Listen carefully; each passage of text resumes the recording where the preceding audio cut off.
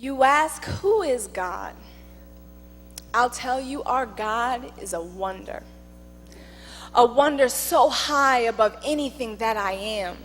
Someone so right, so straight that everything he does seems backwards to my natural eye. Like, who would send a king as a servant to die? It's amazing to me that God would send his only begotten Son to be 100% God and 100% man, taking on the sins of the world with a spirit that was willing, but a flesh that, despite what we like to think, was still very real and designed to be weak. He showed us strength not just by bearing our burden, but when he opened his mouth to speak. How could he hang on that cross and not say, why me, but instead say, forgive them? They don't know that they sinned. This God. This God is a wonder. He speaks in circles, telling the story of salvation from Adam to Christ and back again, sending a ram to Abraham, foretelling 42 generations that a lamb would come in our place. It's amazing to me that God could be so faithful to a chosen nation and despite their constant adultery still use them to build his kingdom and ultimately save us all.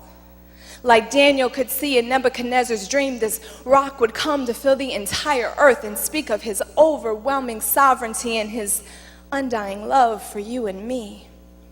With Christ at the center of it all, he lived to die, and he died so we could live, and today he lives so that we can die daily. And you may call me crazy, but sometimes I think God is a poet. I mean, who else could write such an intricate plan to give us a living word with a protagonist named Redemption and an author named I Am that I Am? This God. This God is a wonder. Even more mind-blowing is that this righteous God has a thing for misfits. I mean, with all the warriors there could be, who is this God that he would instead see a shepherd boy slaying a giant and a stutterer telling a pharaoh to let my people go? And even now, who is this perfect God that he would choose to dwell inside an imperfect me?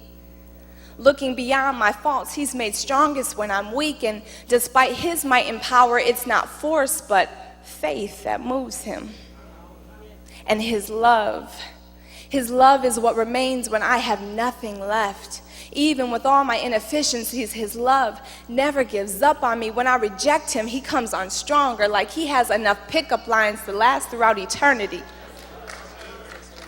Or at least until I realize that it's the Almighty God that is chasing me. And if I could only see who he really was, I know that he's the one that deserves to be chased.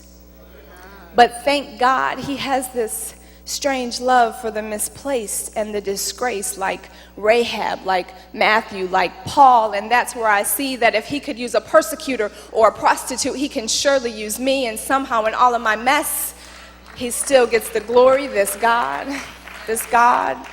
is a wonder.